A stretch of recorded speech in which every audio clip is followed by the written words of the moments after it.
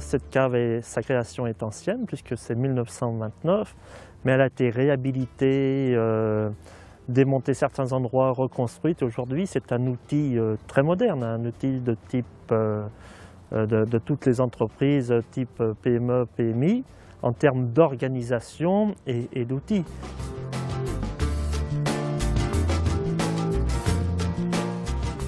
Les Beaujolais, l'ensemble des appellations du Beaujolais, ont un premier principe qui est de récolter la vendange de manière entière. C'est-à-dire que les grappes doivent arriver les plus entières possibles, les plus pleines possibles, non éraflées, non écrasées.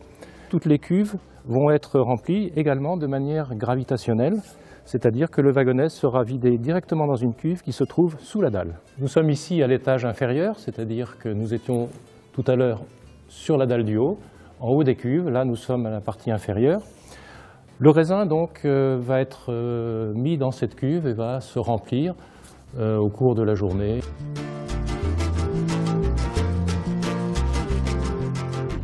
Ce processus qu'on appelle la vinification beaujolaise, il a un terme technique qui s'appelle la macération semi-carbonique à froid, a été utilisé et qui est traditionnel dans le Beaujolais, et maintenant commence à être utilisé dans d'autres régions pour faire des vins plus souples. Et très souvent, les vinificateurs disent une partie de nos vins, on utilise la vinification beaujolaise ou la macération semi-carbonique à froid.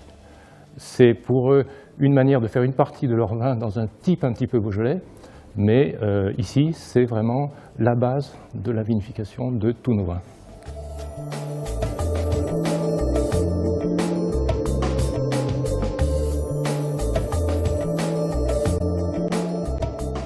Ce Morgon est, avec le climat Côte-de-Pie, un des plus célèbres, voire des plus prisés de tous les amateurs. C'est un vin qui a une couleur pourpre avec des arômes d'épices, voire de pivoine, très complexe, mais vraiment très agréable à la portée de tout le monde et qui se marie formellement très bien avec une production locale de gratin, suivi ou accompagné plutôt d'une andouillette, toujours en production locale, avec une excellente sauce moutarde vin blanc.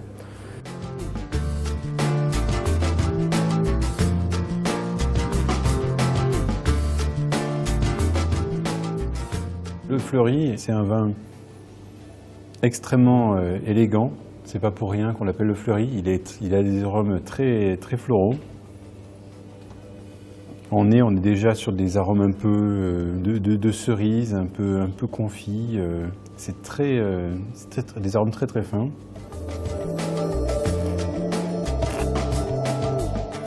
En bouche, c'est des tanins très soyeux, puissants, mais à la fois ronds, souples. On est en plus sur un millésime 2009 qui a été un des meilleurs millésimes de ces dernières années. Je sens que je me régale avec ce coco vin et je ne vais pas attendre plus longtemps pour le déguster.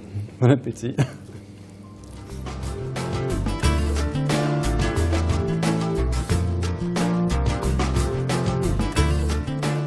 Le Beaujolais a eu des très grandes heures de gloire avec le Beaujolais nouveau. Aujourd'hui, le Beaujolais est un petit peu en train de se restructurer, de renaître. J'ai l'impression qu'il est en train de renaître avec les gens qui sont restés, qui sont vraiment des passionnés.